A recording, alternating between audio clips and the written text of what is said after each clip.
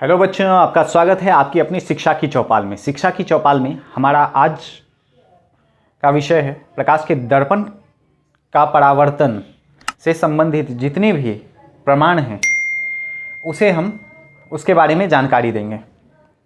तो इससे पहले हमने आवर्धन के विषय में पढ़ा था। किसके विषय में पढ़ा था? आवर्धन के विषय में। तो आवर्धन के विषय में मैंने आप लोग को बताया था कि आवर्धन बराबर प्रतिबिंब की ऊंचाई बट्टा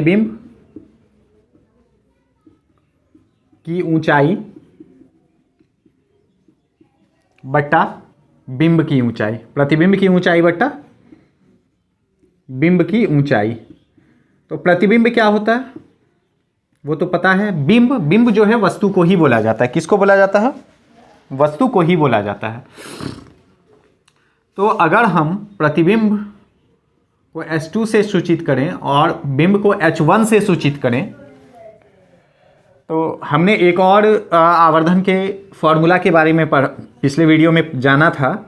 आवर्धन को अगर m से सूचित करें, m बराबर क्या? Minus v/u। अगर इन दोनों से हम देखें तो S2 बट्टा H1 बराबर माइनस v/u। तो इसी तरह के दो तीन फार्मूलाज हमने इसमें पढ़े हैं, दो तीन सूत्र हमने पढ़े हैं। एक ये हो गया, पीछे हमने कौन सा पढ़ा था? F बराबर r/2। और एक होता है दर्पण सूत्र। क्या होता है? दर्पण सूत्र।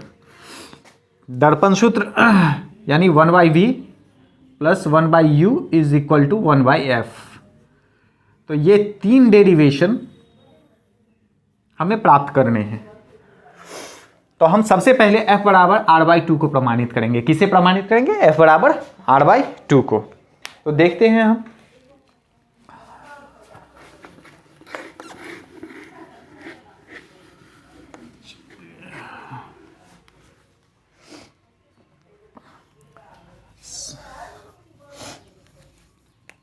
हमें किसका डेरिवेशन प्राप्त करना है?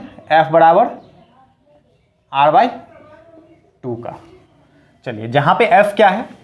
F हो गई यहां पे फोकस दूरी। क्या हो गई? F हो गई फोकस दूरी। और R क्या हो गया? R हो गया वक्रता त्रिज्या। क्या हो गया?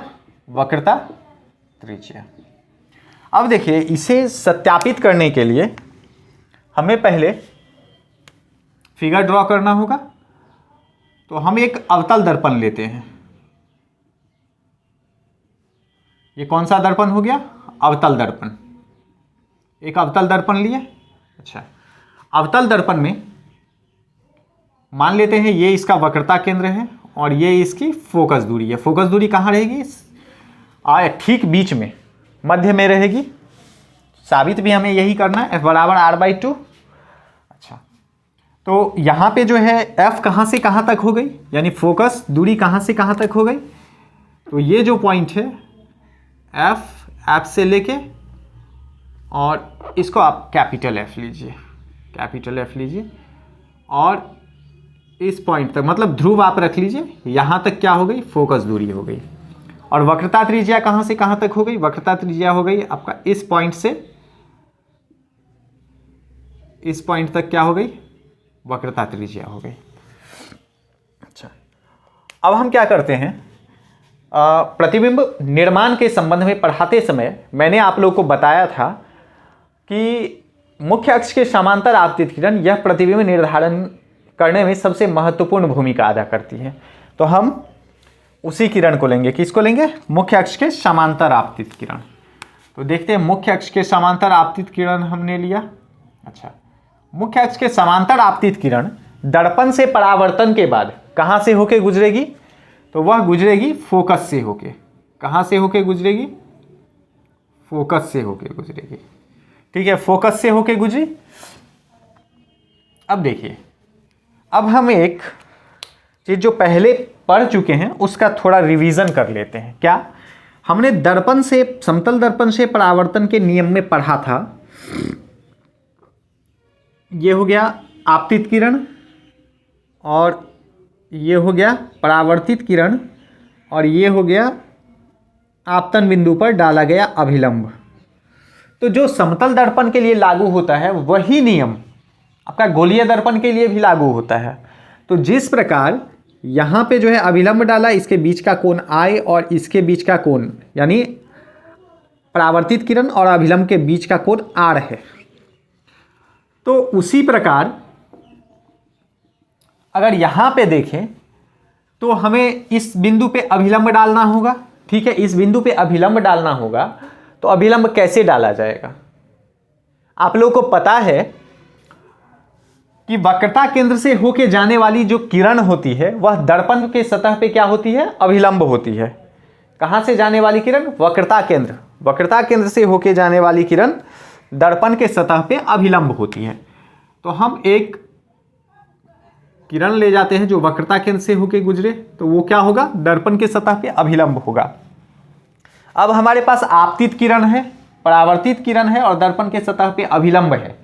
तो जब अभिलंब है तो ये आपतन कोण और ये हो गया परावर्तन कोण। क्या हो गया? आपतन कोण और परावर्तन कोण।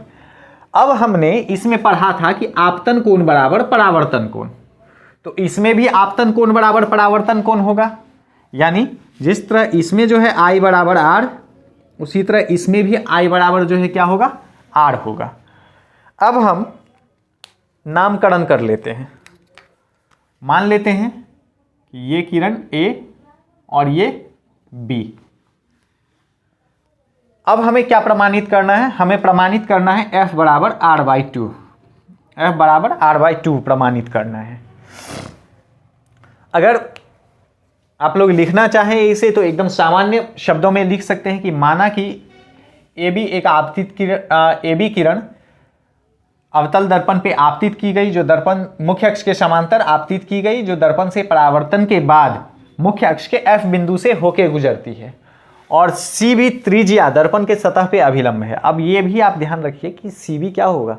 त्रिज्या ही ना होगा, क्योंकि आप इसको ऐसे समझिए, मान लीजिए कि ये एक वृत्त है। ठीक है, अब इसको यहाँ से हटा दीजिए आप। मान लीजिए ये इसका केंद्र था इस वृत्त का, यहाँ से हटा दीजिए। अब अगर हम यहाँ से यहाँ लाइन खींचें या यहाँ से यहाँ लाइन खींचें, दोनों क्या होगी? त्रिज्या ही होगी वृत्त की। ठीक उसी प्रकार यहाँ पे क्या है? अगर ये त्रिज्या है, वक्रता त्रिज्या है, तो ये भी तो इसकी त्रिज्या ही होगी। तो यानी CB जो त्रिज्या है वो क्या है? दर्पण के सतह पे अभिलंब है। चलिए, तो अब हम इसके सिर्फ प्रमाण को देखेंगे, उसका स्टेटमेंट लिखने की उतनी आवश्यकता है नहीं। सिर्फ प्रमाण समझ लीजिए, स्टेटमेंट आप खुद से भी लिख सकते हैं। तो हम यहां पे क्या देखते हैं कि एंगल ABC बराबर एंगल BCF। तो एंगल ABC बराबर एंगल BCF कैसे हुआ? क्योंकि I बराबर R है। हम लोग जानते हैं दर्पण से परावर्तन के नियम में कि आपतन कोण बराबर परावर्तन कोण होता है। चूंकि आपतन कोण बराबर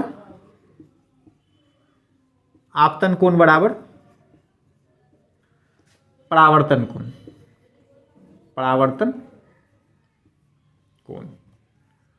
चलिए, अब हम दूसरा देखते हैं।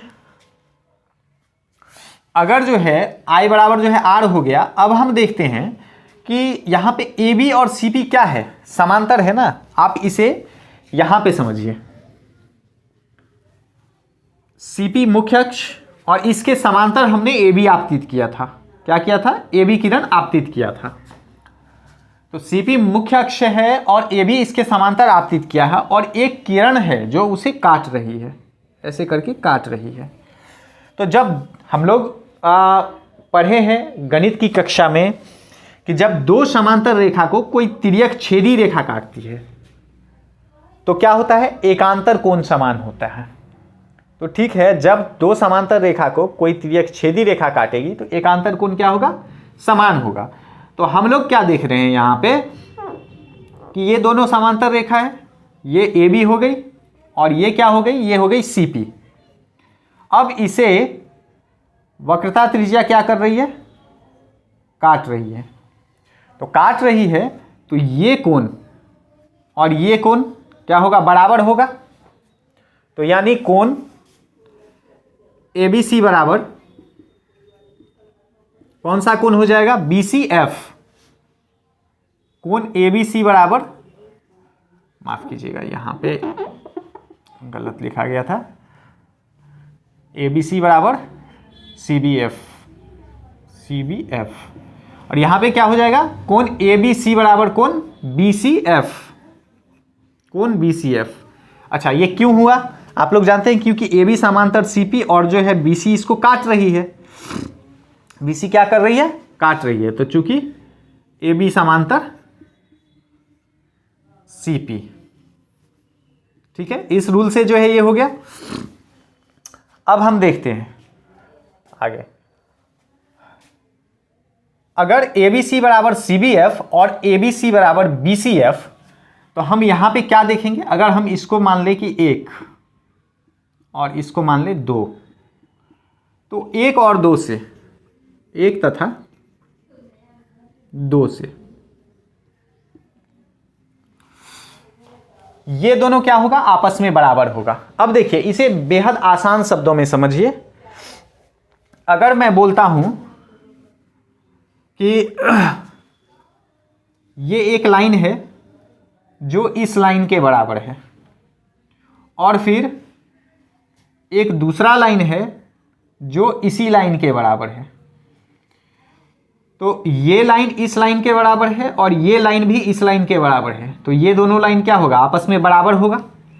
ठीक उसी तरह से अगर ABC के बराबर ये है और ये भी ABC के बराबर ही है, तो क्या होगा, ये दोनों भी बराबर होगा। तो एंगल CBF बराबर एंगल BCF। अब देखिए, जब ये कोण एंगल CBF यानी ये कोण हो गया और BCF ये कोण हो गया, ये दोनों कोण बराबर हो गए। तो जब ये दोनों कोण बराबर हो गए, तो अगर हम त्रिभुज CBF पर विचार करें, त्रिभुज CBF पर विचार करें, तो क्या हो जाएगा, तो उस स्थिति में ये त्रिभुज जो हो जाएगी वह समद्विबाहु त्रिभुज हो जाएगी। कौन सी त्रिभुज हो जाएगी, समद्विबाहु त्रिभुज। कैसे, समद्विबाहु त्रिभुज क्या होता है, वैसा त्रिभुज जिसके दो कोण समान हो, साथ ही उन समान कोणों के सामने की भुजाएं बराबर हो। दो कोण समान होगा तो ऑटोमेटिक उसके सामने वाली जो भुजा होगी वो बराबर होगी। तो ठीक है, जैसे एक उदाहरण ले लीजिए, मान लीजिए कि ये एक त्रिभुज है, ये एक समद्विबाहु त्रिभुज है, और मान लेते हैं कि इसका ये कोण और ये कोण बराबर है। तो इसका अगर ये कोण और ये कोण बराबर है, तो इसकी भुजा कौन सी बराबर होगी, तो इसके सामने वाली भुजा ये और इसके सामने वाली भुजा ये। यानी अगर कोण B बराबर कोण C है, कोण B बराबर कोण C है, तो AC बराबर AB होगी।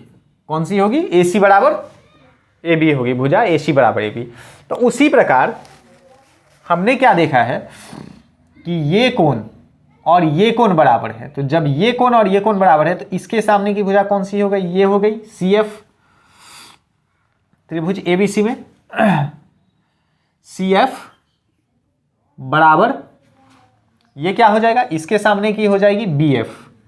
CF बराबर BF, यानी ये भुजा और ये भुजा बराबर है। ठीक है, अब अगर हम मान लें कि ये भुजा जो है, ये किरण जो है, वो यहां के बदला CP के काफी नजदीक हो। अगर CP के काफी नजदीक हो तो क्या BF जो है लगभग हम PF के बराबर मान सकते हैं। आप दिमाग लगाइए, ये किरण तो हम यहां से लिए हैं ना, ये यहां से भी ली जा सकती है, यहां से भी ली जा सकती है, और CP के काफी नजदीक भी ली जा सकती है। तो उस स्थिति में क्या हो जाएगा कि BF बराबर हो जाएगा FP के। तो हम लेते हैं, अगर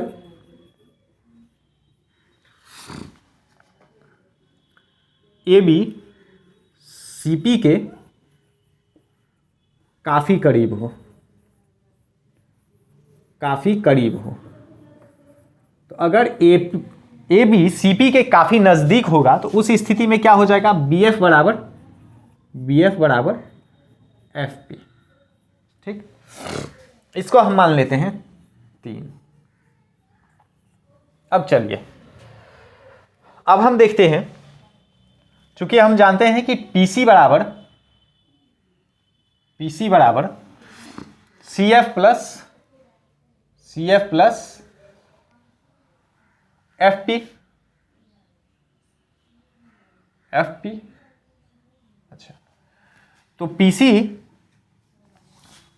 क्या है, पीसी है आर और C F plus F P.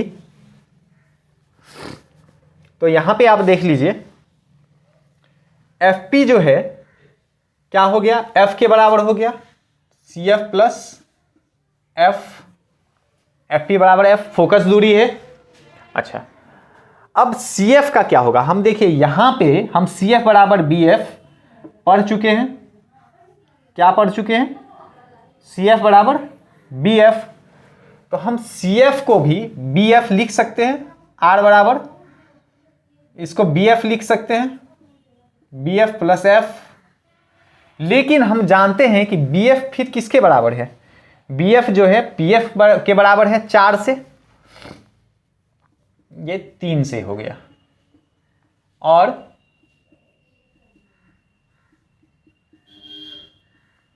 ये हो गया 4 से। 4 से जब हम आते हैं हम क्या पाते हैं, पी एफ बराबर एफ।